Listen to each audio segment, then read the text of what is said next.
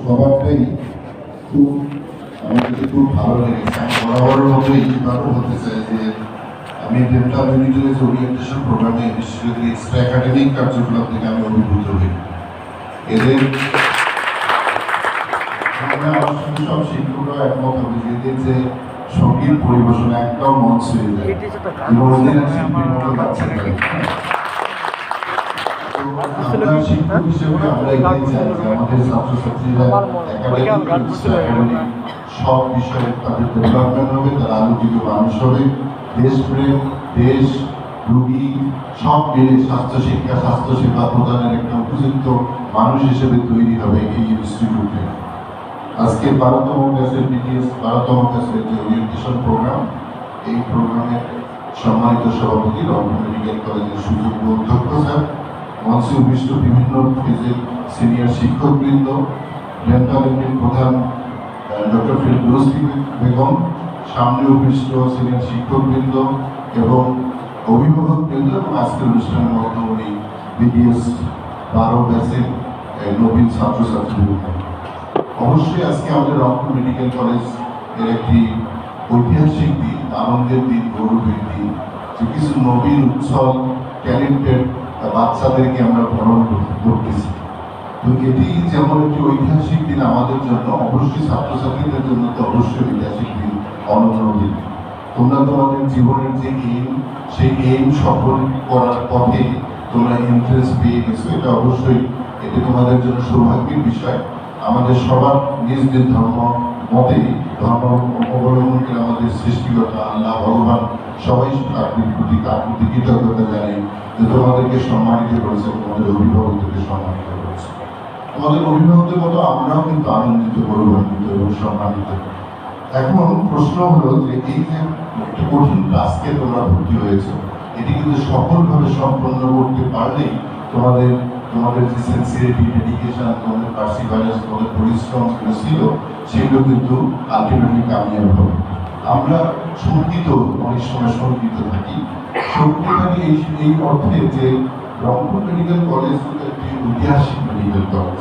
আমাদের যত পুরাতন 8টি মেডিকেল কলেজ রয়েছে তার মধ্যে একটি অন্যতম মেডিকেল কলেজ। এখানে প্রচুর ব্যাচ এখান থেকে বের হয়ে দেশে বিদেশে সুনামের সহিত তাদের অবস্থান দৃঢ় করেছে, অবস্থান রেখেছে।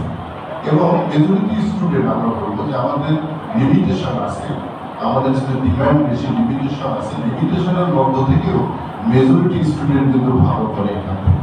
আমরা কিছু স্টুডেন্ট নিয়ে সবসময় শঙ্কিত থাকি, প্রিন্সিপাল স্যার বা আমি বা আমাদের শিক্ষকরা, ইউনিট হেডরা, বিশেষ করে ডেন্টাল ইউনিট প্রধান, সবাই শঙ্কিত থাকি। কিছু কিছু স্টুডেন্ট তারা ক্লাসে অনেক সময় নিয়মিত আসে না, পরীক্ষা দিতে চায় না, রেগুলার পরীক্ষাগুলো দিতে চায় না এবং ফাইনাল পরীক্ষার আগে খুব তারা পার্সেন্টেজ সংকটে ভুগে বিভিন্নভাবে তদবির, চাপ, প্রেশার বিভিন্ন প্রয়োগ করে পরীক্ষায় ক্লিয়ার হতে চায়, কিংবা পরীক্ষার প্রিপারেশন ছাড়াই পরীক্ষার যথাযথ যোগ্যতা অর্জন না করে পরীক্ষায় এপিয়ার হয়ে পরীক্ষা পাশের জন্য বিভিন্ন ধরনের তদবির শুরু করে, যেটা আমাদের জন্য অত্যন্ত বিব্রতকর এবং আমাদের জন্য অত্যন্ত কষ্টেরও। এবং আমরা তখন শঙ্কিত হই যে আমাদের দেশের জন্য আমরা কি প্রোডাক্ট তৈরি করছি।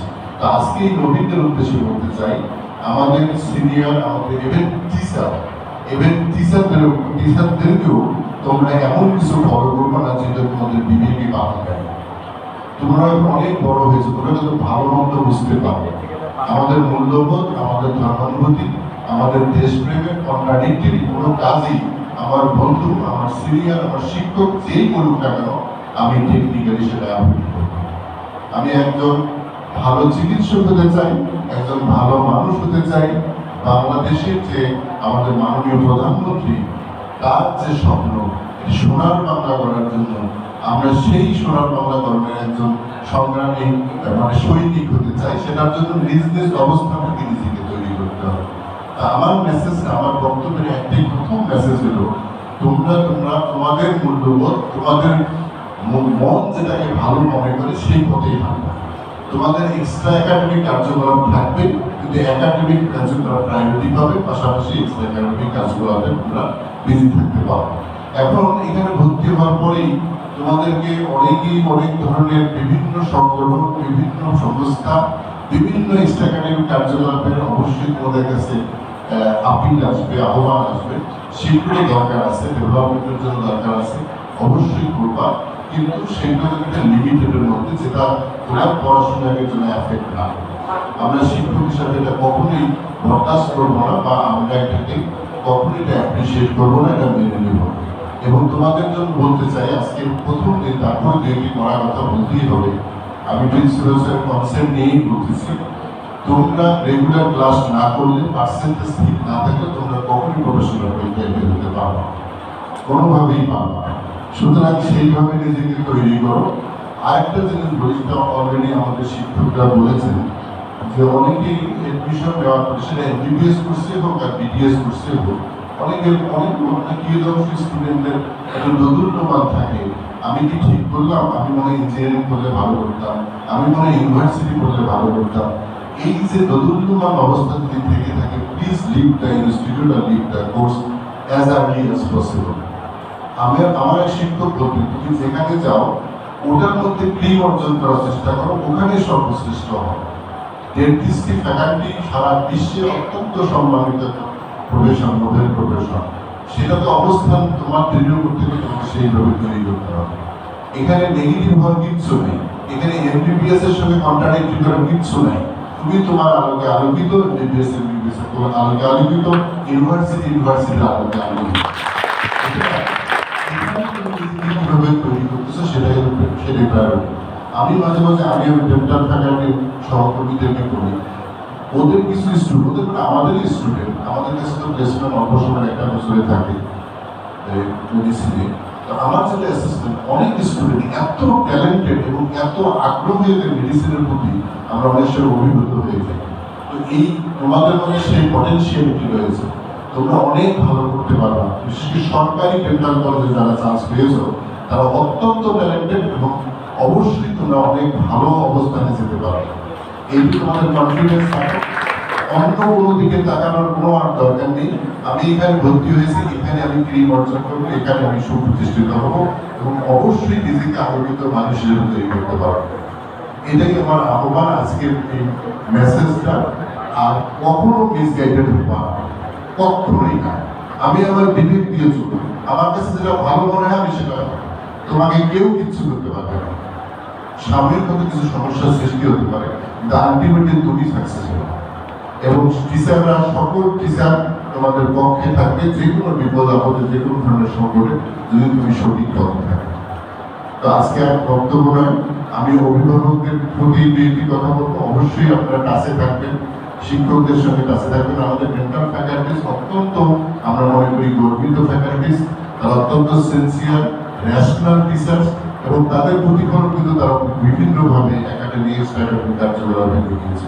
সুতরাং টিচারদের সঙ্গে যোগাযোগ রাখবেন, প্রিন্সিপাল স্যার আছে, আমি আছি, অন্যান্য শিক্ষকরা আছে, আপনারা যোগাযোগ রাখবেন, বাচ্চাদের খোঁজখবর রাখবেন। তাদের বয়সটা হলো ইমোশনাল এজ, মিসগাইডেড হতে পারে, পড়াশোনার বাদ দিয়ে, ক্লাস বাদ দিয়ে অন্যান্য কাজে ব্যস্ত থাকতে পারে।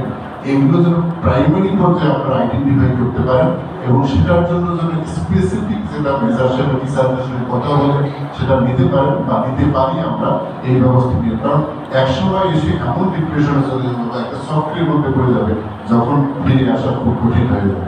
আমি বলছি সেই সংখ্যাটা খুবই কম, সেই সংখ্যাটা যে পরিবারে হবে তার জন্য তো 100%। সুতরাং আমরা এই ধরনের জিনিসকে কখনোই অ্যাপ্রিসিয়েট করবো না, বা আগে থেকে প্রোফাইলিং রেজাল্ট নেওয়ার জন্য আপনাদের মাথায় দিয়ে দিলাম। সবসময় বাচ্চাদের খবর রাখবেন, আপনারা ভালো থাকবেন। আমার স্নেহের স্টুডেন্টরা সামনের দিনগুলোতে ভালো করুক, রংপুর মেডিকেল কলেজ আলোকিত প্রতিষ্ঠান হোক আরো তোমাদের আগমনে এবং তোমাদের কার্যকলাপে। তোমরা সবসময় তোমাদের মূল্যবোধ, দেশপ্রেম, এগুলো নিয়ে অবশ্যই নিজেকে ধারণ করে নিজেকে গড়ে তুলবা, তাহলে আমরা খুশি হবো, আমাদের পরিবারবর্গ ঘোষিত হবে, দেশ আনন্দিত হবে। সবাই ভালো থাকো, ধন্যবাদ সবাইকে। জয় বাংলা, জয় বাংলা। ধন্যবাদ উপাধ্যক্ষ স্যারকে তার গুরুত্বপূর্ণ বক্তব্যের জন্য। এই পৃথিবীর পর কত ফুল ফোটে আর ঝরে, এই কথা কি কোনোদিন কারো মনে পড়ে?